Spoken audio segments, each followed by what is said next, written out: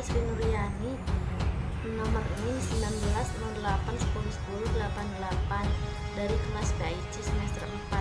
Di sini saya akan menjelaskan sedikit materi, yaitu kondisi Islam sebelum adanya perang salib. Sebelum terjadinya perang besar tersebut di antara dua umat tersebut, pertama kalinya bangsa Eropa yang mayoritas beragama Islam dan Islam Timur mereka bertemu, yang dimana di dalam pertemuan itu terjadilah akibat kebijakan-kebijakan ekspansi negara Muslim baru yang terbentuk setelah wafatnya Nabi Muhammad SAW. Satu abad kemudian, orang-orang Islam telah menyeberangi barisan pegunungan India dan Spanyol, dan mereka berhasil menaklukkan wilayah-wilayah yang berada dari negara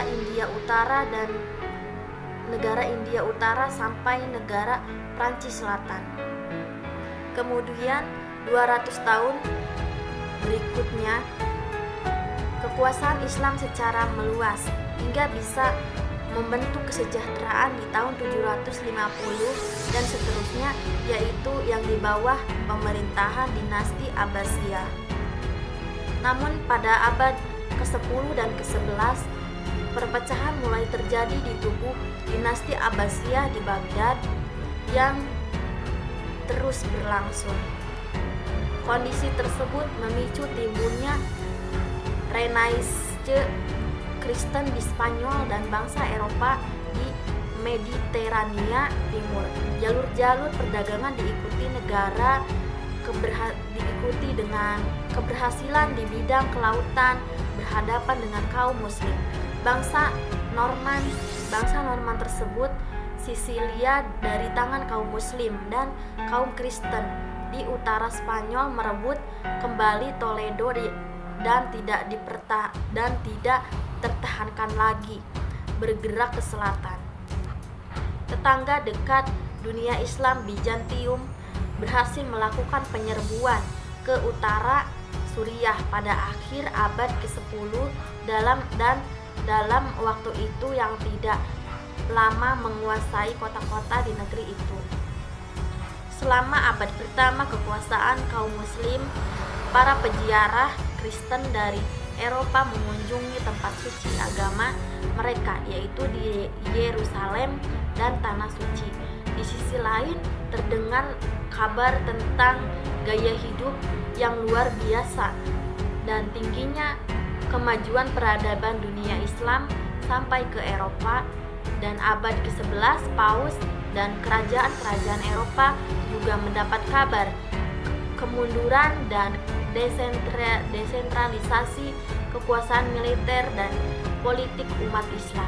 Pada abad ini juga banyak sekali ditemukan tanda-tanda kemunduran dan kehancuran dari Islam, seperti dalam kekuasaan dinasti Fatimiyah yang menganut Syiah Islamiyah dan yang ditentang oleh kaum Sunni dan Khalifah Abbasiyah, dan masih banyak lagi perselisihan internal dalam Islam sendiri. Assalamualaikum warahmatullahi wabarakatuh. Nama saya Zahira Janata ini dari kelas PAI 4C dengan nomor NIM 1908101103. Pada kesempatan kali ini saya ingin membahas mengenai penyebab umum dan faktor terjadinya perang salib. Nah, jadi sebelumnya perlu kita ketahui dulu ya bahwasannya perang salib adalah gerakan umat Kristen di Eropa yang memerangi umat Muslim di Palestina secara berulang-ulang mulai abad ke-11 sampai abad ke-13 dengan tujuan untuk merebut tanah suci dari kekuasaan kaum Muslim dan mendirikan gereja juga kerajaan Latin di timur. Nah, jadi pada hakikatnya perang salib ini bukan perang agama ya, tetapi melainkan perang merebut kekuasaan daerah. Hal ini dibuktikan bahwa tentara Muslim dan tentara salib pada saat itu saling bertukar ilmu pengetahuan. Jadi karena memang bukan perang agama ya, makanya masih bisa bertukar pengetahuan gitu. Terus Perang salib berpengaruh sangat luas terhadap aspek-aspek politik, ekonomi, dan sosial yang mana beberapa bahkan masih berpengaruh sampai masa kini. Karena konflik internal antara kerajaan-kerajaan Kristen dan kekuatan-kekuatan politik, beberapa ekspedisi perang salib seperti Perang Salib keempat bergeser dari tujuan semulanya dan berakhir dengan dijarahnya kota-kota Kristen, termasuk ibu kota Bizantium, Konstantinopel, kota yang paling maju dan kaya di benua Eropa saat itu. Perang Salib ke-6 adalah perang salib pertama yang bertolak tanpa restu resmi dari gereja Katolik dan menjadi contoh presiden yang memperbolehkan penguasa lain untuk secara individu menyerukan perang salib dalam ekspedisi berikutnya ke Tanah Suci. Konflik internal antara kerajaan-kerajaan muslim dan kekuatan-kekuatan politik pun mengakibatkan persekutuan antara satu faksi melawan faksi lainnya, seperti persekutuan antara kekuatan tentara salib dengan Kesultanan Rum yang muslim dalam Perang Salib kelima. Selanjutnya kita akan bahas mengenai faktor penyebab terjadinya perang salib. Pertama ada faktor agama. Nah, salah satu faktor agama yang menyebabkan terjadinya perang salib adalah perebutan Baitul Maqdis oleh dinasti Saljuk. Pada saat itu, pada tahun 471 Masehi dari dinasti Fatimiyah. Karena Baitul Maqdis adalah tempat orang-orang Kristen dapat berziarah suci. Mereka merasa tidak nyaman ketika kekuasaan Baitul Maqdis jatuh ke tangan dinasti Saljuk dengan peraturan yang telah dibuat. Dan situlah yang mendorong Paus Urbanus II untuk mengajak seluruh umat Kristiani Eropa melancarkan serangan perang salib pertama. Lalu faktor kedua itu ada faktor politik. Nah, faktor dari politik ini muncul ketika dinasti Saljuk yang telah menguasai Bizantium yang mengancam kota Konstantinopel sehingga Kaisar Alexius I minta bantuan kepada Paus II untuk melakukan perang menentang agresor muslim. Nah, lalu yang ketiga itu yang terakhir ya, berarti ada faktor ekonomi. Pada saat itu perdagangan dikuasai oleh pedagang besar muslim yang ingin menguasai kota dagang sepanjang pantai timur dan selatan Laut Tengah, terutama di kota Venetia, Genoa, dan Pisa. Berawal dari ketidakterimaan dari bangsa Kristen Eropa inilah sehingga terbentuknya misi dari mereka untuk memerangi Islam. Nah, sekian saja yang dapat saya sampaikan ya, kesimpulan bahwasannya ada 3 faktor ya yang menunggangi terjadinya perang salib ini gitu. Yang pertama faktor agama, yang kedua faktor politik dan ketiga ada faktor ekonomi. Terima kasih saya sampaikan ya, mohon maaf apabila banyak sekali kekurangan tentunya. Selanjutnya saya serahkan kepada rekan yang lain untuk menyampaikan materinya. Terima kasih. Wassalamualaikum warahmatullahi wabarakatuh. Assalamualaikum warahmatullahi wabarakatuh. Saya Yusi Anissa Utami akan memaparkan sedikit materi mengenai periodisasi perang salib. Jadi, pada periode pertama yang terjadi pada tahun 1096 Masehi sampai dengan 1144 Masehi ini biasa disebut dengan periode penaklukan, di mana jalinan kerjasama antara Kaisar Alexius I dan Paus Urbanus II berhasil membangkitkan kembali semangat umat Kristen, terutama akibat pidato Paus Urbanus II pada Konsili Clermont yang terjadi di tanggal 26 November 1095. Pidato itu bergema ke seluruh penjuru Eropa, sehingga seluruh umat Kristen mempersiapkan berbagai bantuan untuk mengadakan penyerbuan. Gerakan ini spontanitas diikuti oleh beberapa masyarakat yang dimana masyarakat itu tidak disiplin, tidak berpengalaman dalam berperang dan juga tanpa persiapan. Pasukan salib dipimpin oleh Godfrey, Bahmond, dan Raymond sebagai ekspedisi militer yang terorganisir. Mereka menduduki kota suci Palestina, Yerusalem pada tanggal 7 Juni 1099 Masehi dengan terlebih dahulu merebut Anatolia Selatan, daerah Tarsus, Antioquia, Aleppo, dan Aruha. Mereka juga berhasil merebut Tripoli, Syam atau Suriah, dan Acre. Sebagai akibat kemenangan itu berdirilah beberapa kerajaan Latin Kristen di timur, yaitu Kerajaan Latin I yang dibangun pada tahun 1098 Masehi yang diperintah oleh Raja Balduin. Kemudian ada Kerajaan Latin II di Antioquia yang dimulai pada tahun 1098 Masehi dipimpin oleh Raja Bahmond, dan Kerajaan Latin III di Baitul Maqdis 1099 Masehi yang dipimpin oleh Raja Godfrey, dan Kerajaan Latin IV di Tripoli 1109 Masehi diperintah oleh Raja Raymond.